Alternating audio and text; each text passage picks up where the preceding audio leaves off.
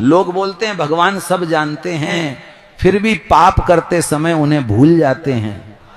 जिसने संयम छोड़ दिया उसने धीरे धीरे अपना भविष्य भी छोड़ दिया। इंसान दूसरों को सुधारते सुधारते थक जाता है, पर खुद को सुधारने की एक कोशिश नहीं करता। कड़वा है मगर सत्य है। जो जीवन को भोग समझ बैठा उसे जीवन ने बोझ बना दिया। इसलिए दोस्तों चिल मारो यार, छोटी सी जिंदगी है, खुशी से जियो। एक आदमी हर दिन कहता था मेरे दुख की वजह लोग हैं। पूरी उम्र निकल गई पर जीवन नहीं बदला। दूसरों की कमी ढूंढने से पहले अपने आप को देखना चाहिए कि आप कितने दूध में हैं और कितने पानी में।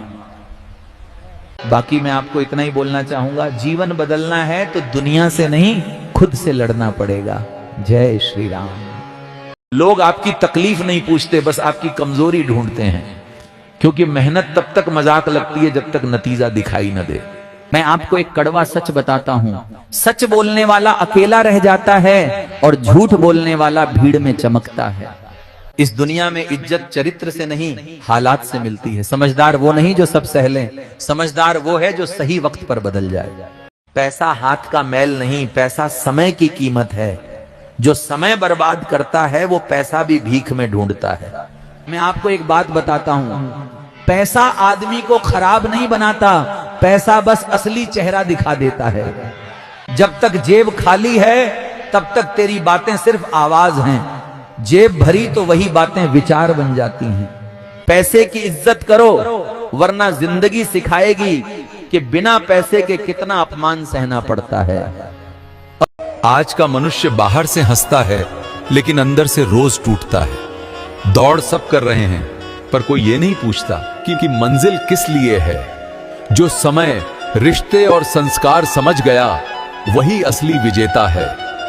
इंसान ने मोबाइल में दुनिया खोज ली, सामने बैठे अपनों को खो दिया। पूरा परिवार साथ बैठा है पर कोई बात नहीं कर रहा।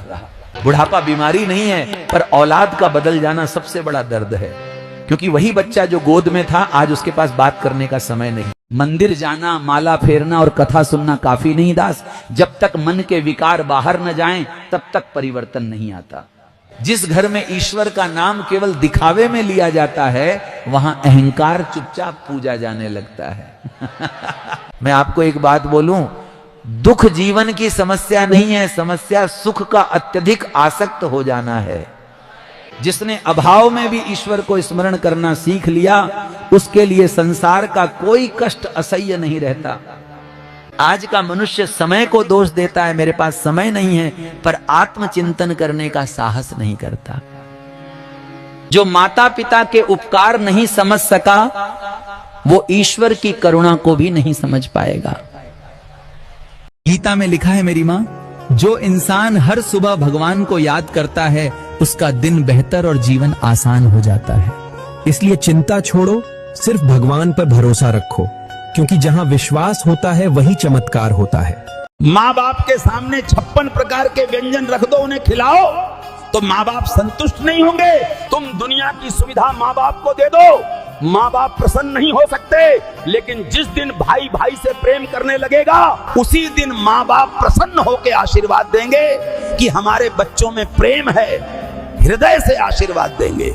इसलिए माँ बाप को प्रसन्न अगर करना है तो परिवार का विरोध समाप्त करना पड़ेगा। पहले संकल्प लो, माँ बाप को अगर प्रसन्न करना है तो परिवार का विरोध समाप्त होना चाहिए, भाई भाई का विरोध समाप्त होना चाहिए। और माँ बाप यदि प्रसन्न हो जाएंगे तो परमात्मा अपने आप प्रसन्न हो जाएगा। अलग से प्रसन्न करने की कोई आवश्यकता नहीं पड़ेगी, भगवान अपने आप प्रसन्न हो जाएगा।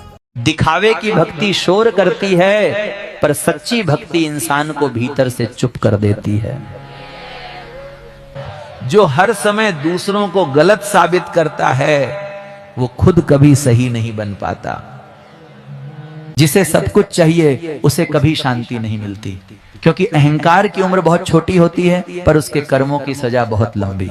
बचपन में सपने थे, जवान होते होते जिम्मेदारियों का बोझ आ गया, माँ बाप की उम्मीदें, समाज का दबाव और दिल के अंदर छुपा दर्द। भक्तों, अपने दुश्मनों के सामने हमेशा मुस्कुराते रहिए, क्योंकि आपकी मुस्कान उन्हें अंदर ही अंदर जलाकर खत्म कर देगी।